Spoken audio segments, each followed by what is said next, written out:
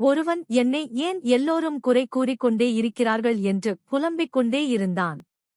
அப்போது அந்த வழியாக வந்த துறவி இதைக் கேட்டு, இதற்கு நான் பதில் கூறுகிறேன். அதற்கு, இந்த மரத்தடியில் இங்கே சிறிது நேரம் படுத்துக்கொண்டு இந்த வழியில் வருபவர் என்ன கூறுகிறார் என்று கேட்க வேண்டும் என்றார் துறவி. அவனும் சரி என்று அங்கே படுத்துக் கொண்டான். அப்போது அந்த வழியாக ஒரு விவசாயி வந்தார்.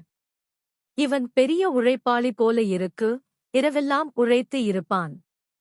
அதனாலதான் பட்டப்பகலில் இப்படி உறங்குகிறான் என்று கூறிக்கொண்டே சென்றார்.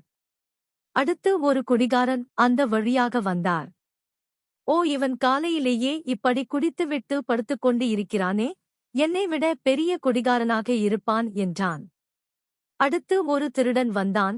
இவன் இரவெல்லாம் கண்விழித்து எங்கோ திருட சென்று இருப்பான் போல. அதனால்தான் இப்படி பட்ட பகலில் உறங்கிக் கொண்டிருக்கிறான் என்றான் திருடன்.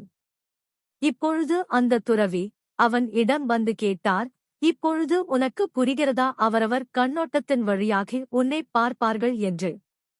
இவனுக்கும் நன்கு புரிந்தது.